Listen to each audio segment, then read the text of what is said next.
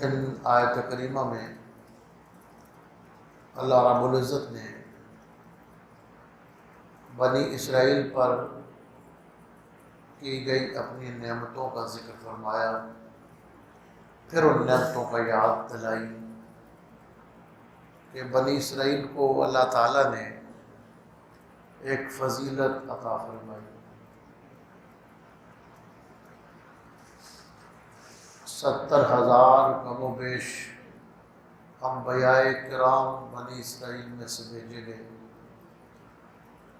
یہ وہ شرف ہے جو اللہ تعالیٰ نے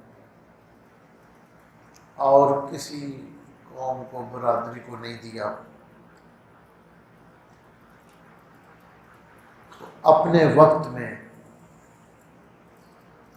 روئے زمین پر جو بہترین لوگ تھے وہ بنی اسرائیل تھے۔ اللہ تعالیٰ نے عالمین میں ان کو شرف اور فضیلت بخشی۔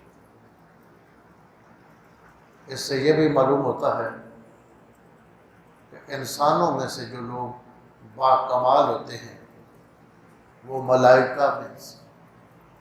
ملائکہ سے بھی برتر، ملائکہ سے بھی افضل ہوتے ہیں۔ کہ یہ انسان تھے اور اللہ تعالیٰ نے عالمین پر ان کو شرف بخشا، فضیلت بخشی، سعادت بخشی، برتری عطا فرمائی۔